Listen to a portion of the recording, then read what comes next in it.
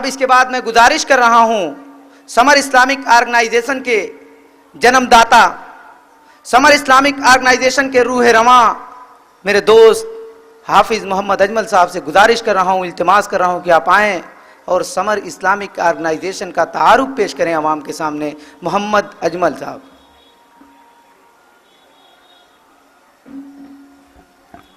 السلام علیکم ورحمۃ اللہ وبرکاتہ۔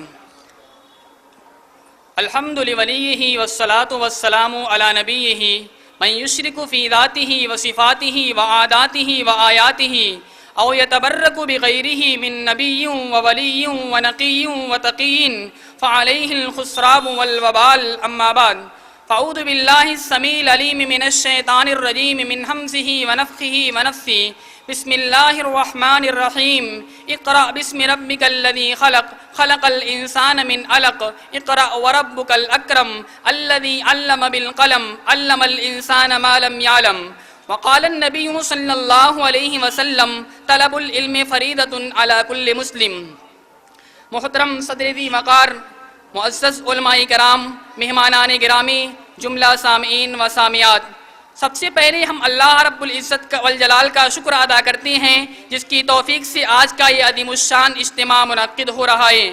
ہم اللہ رب العالمین کی حضور دعاگو ہیں کہ الہ العالمین اس پروگرام کو کامیابی سے سرفراز کریں اور ہماری اس نشست کو ہمارے اعمال صالحہ میں شامل فرمائیں، آمین۔ محترم حاضرین و حاضرات، شریعت مطہرہ میں علم دین کے حصول کی بہت تاکید کی گئی ہے، بلکہ تحصیل علم کو ایک فریضہ قرار دیا گیا ہے۔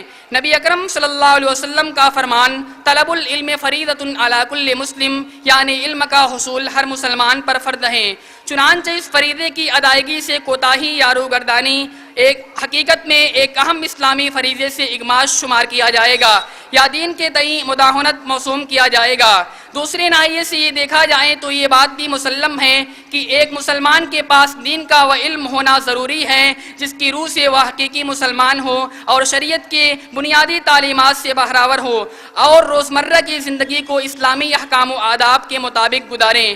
اسی مقصد کے تحت علم دین کے حصول پر زور دیا جاتا ہے اور ابتدا سے ہی افراد امت کی ذہن سازی کی جاتی ہے۔ عہد طفولت سے ہی ان کے قلوب و اذہان کو اسلامی تعلیمات سے منور کیا جاتا ہے، ان کے دلوں میں شریعت کی محبت پیدا کی جاتی ہے تاکہ یہ نونہالان عملی زندگی میں قدم رکھنے اور مکلف ہونے کے ساتھ ہی اسلام کے بنیادی احکام سے متعارف ہوں اور اپنی زندگی میں شریعت کو نافذ کریں۔ چنانچہ والدین اور سرپرست حضرات کی یہ ذمہ داری بنتی ہے کہ وہ اپنی اولاد اور ماتحتوں کی تعلیم کے وقت اس طرف توجہ دیں کہ وہ جدید علوم سے آراستہ و پیراستہ ہونے کے ساتھ ساتھ دینی تعلیمات سے بہراور ہوں اور علم کی ضیاءپاش کرنوں سے اپنے وجود کو منور رکھیں۔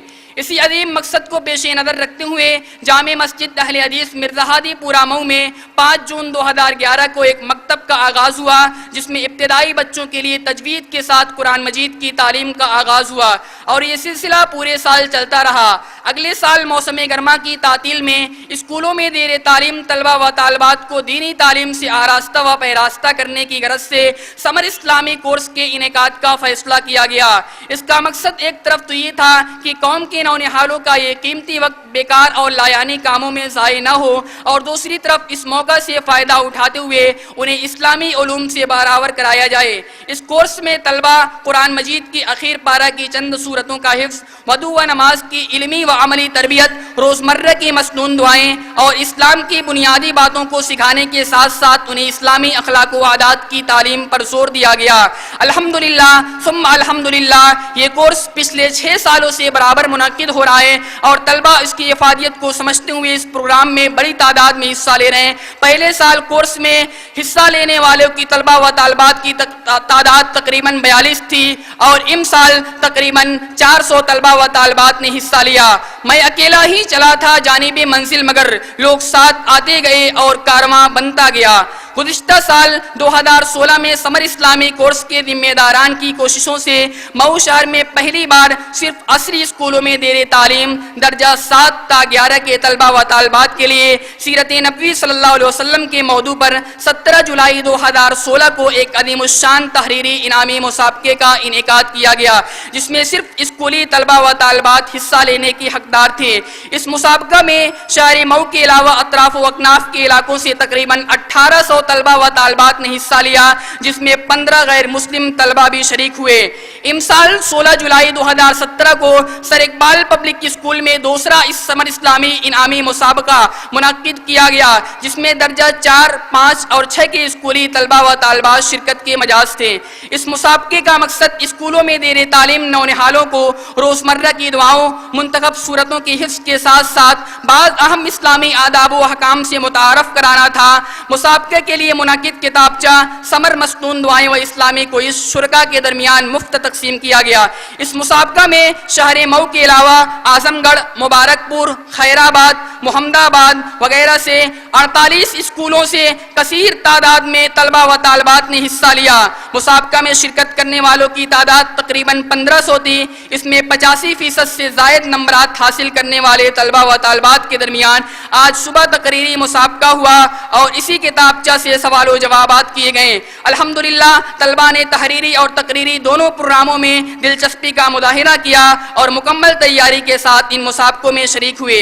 آج کا یہ عظیم الشان اجتماع، آج کا یہ عظیم الشان پروگرام جس میں آپ حضرات شرکت فرما ہیں، اس مسابقے میں حصہ لینے والے طلبہ و طالبات کے درمیان انعامات کی تقسیم کے لیے منعقد ہوا ہے، تاکہ ان نونہالوں کی حوصلہ افزائی ہو اور ان کی محنت اور جد و جہد کا ثمرہ ان کی نظروں کے سامنے ہو۔ سمر اسلامک آرگنائزیشن کا اولین مقصد عصری اسکولوں اور کالجز میں زیر تعلیم طلبہ و طالبات کو قرآن مجید اور دیگر اسلامی تعلیمات سے مرصع کرانا ہے، تاکہ ان کے اندر اسلامی احکامات پر عمل پیرا ہونے کا جذبہ پیدا ہو سکے۔ نیز شہر مئو کی مساجد میں حتی الوسع مکاتب کا انتظام کر کے وہاں دینی تعلیمات کی نشر و اشاعت کا اہتمام کرنا ہے۔ الحمدللہ اب تک شہر کی 5 مساجد میں معہد سمر دارالقرآن کے نام سے مکاتب قائم ہو چکی ہیں، جن میں بچوں کو نادرہ قرآن اور دیگر اسلامی علوم کی تعلیم دی جا رہی ہے۔ ہم اللہ رب العزت والجلال کا شکر ادا کرتے ہیں جس کی توفیق اور فضل و کرم سے یہ علمی کارواں رواں دواں ہے۔ ہم اس عظیم نعمت پر اپنے خالق و مالک کا جتنا بھی شکریہ ادا کرے کم ہے۔ بعد ازاں ہم سمر اسلامک آرگنائزیشن کی جانب سے ان تمام حضرات کا شکریہ ادا کرنا ضروری سمجھتے ہیں جن کی بے پناہ کوششوں اور کڑی محنت نیز دینی جذبے کے سبب تنظیم اپنی راہ پر کامیابی کے ساتھ گامزن ہے۔ ہم خاص طور پر شکریہ ادا کرنا چاہیں گے رفیق گرامی اور سمر اسلامک آرگنائزیشن کے روح رواں حافظ فیضان انصاری کا، جن کی محنتوں اور جد و جہد کے سبب یہ تنظیم بآسانی اپنے مشن کو جاری رکھے ہوئے ہے۔ علاوہ ازیں حافظ طارق اسد، شرحان زاہد مصطفیٰ اور عمار ارشد سانتی صاحبان اور ان کے علاوہ مکاتب کی اساتذہ کا بھی شکریہ ادا کریں گے جنہوں نے قدم قدم پر ہمارا ساتھ دیا اور اپنی مصروفیات کو ترک کر کے آرگنائزیشن کے ہر پروگرام کو کامیاب بنایا۔ اسی طرح سے آج کے صدر مجلس جناب مولانا سہیل احمد مدنی، امیر شہری جمعیت اہل حدیث مئو کے شکر گزار ہیں جنہوں نے اپنی دیگر مشغولیات کے باوجود ہماری درخواست کو قبول کیا اور اس بزم کو رونق بخشی۔ اسی طرح ہم ان تمام محسنین حضرات کا بھی ممنون و مشکور ہیں جن کے پرخلوص تعاون سے یہ تنظیم رواں دواں ہے۔ ہم امید کرتے ہیں کہ ان حضرات کی یہ کوشش دنیا و آخرت دونوں جگہ بار آور ہوں گی اور اس کا صلہ خوب سے خوب تر ملے گا۔ اسی طرح سے آج کے پروگرام کے سرپرست، مہمانان گرامی، مہمان خصوصی، مہمان اعزازی اور جملہ حاضرین کا تہہ دل سے شکریہ ادا کرتے ہیں جنہوں نے ہماری دعوت پر لبیک کہتے ہوئے اس پروگرام میں شرکت کی اور ہماری ہمت افزائی کی۔ اللہ رب العزت سے دعا ہے کہ ان تمام حضرات کو جزائے خیر سے نوازے، ان کی خدمات کو شرف قبولیت عطا فرمائے، سمر اسلامک آرگنائزیشن کی دن دنی رات چوگنی ترقی عطا فرمائے اور اس تنظیم کو ہر قسم کے شر سے محفوظ رکھیں۔ آمین۔ وآخر دعوانا الحمدللہ رب العالمین، والسلام علیکم ورحمۃ اللہ وبرکاتہ۔ یہ تھے کنوینر حافظ محمد اجمل صاحب جو سمر اسلامک آرگنائزیشن کا تعارف آپ تمام حضرات کے سامنے پیش کر رہے تھے۔ ہم فقیروں سے جو چاہے وہ دعا لے جائے، پھر خدا جانے کدھر ہم کو ہوا لے جائے۔ ہم سرے راہ لیے بیٹھے ہیں چنگاری، جس کا جی چاہے چراغوں کو جلا لے جائے۔ محترم سامعین کرام، ہندی کا ایک بڑا ہی مشہور مقولہ ہے کہ کوئی بھی شخص اپنی یوگیتا سے نہیں بلکہ اپنے یوگدان سے پہچانا جاتا ہے۔ دنیا میں بہت سے لوگ ایسے ہیں جو بہت ہی یوگیہ ہیں مگر وہ مر جاتے ہیں، ان کا نام لینے والا کوئی نہیں ہوتا، اس لیے کہ ان کے پاس یوگیتا تو ہے مگر یوگدان نہیں ہے۔ انور جلال پوری نے کہا تھا کہ موت سے بچنے کی ایک ترکیب ہے دوسروں کے ذہن میں زندہ رہو، یا پھر ہمارے آرگنائزیشن کا مقصد یا پھر جو کوالیفائی کرنے والے بچے ہیں ان کا یہ مقصد ہونا چاہیے کہ یا الہی مجھے ایک دن دکھا دے وہ دن، یا الہی مجھے ایک دن دکھا دے وہ دن میرا نقصان ہو اوروں کا بھلا ہو جائے۔ یہ ہمارا اگر مقصد ہوگا تو ہم دنیا کو، اپنے سماج کو، اپنے معاشرے کو کچھ دے سکتے ہیں۔ بہرحال اللہ تعالیٰ کے فضل و کرم سے ایک مرحلہ مکمل ہو چکا، اب ہم دوسرے مرحلے میں داخل ہونے والے ہیں۔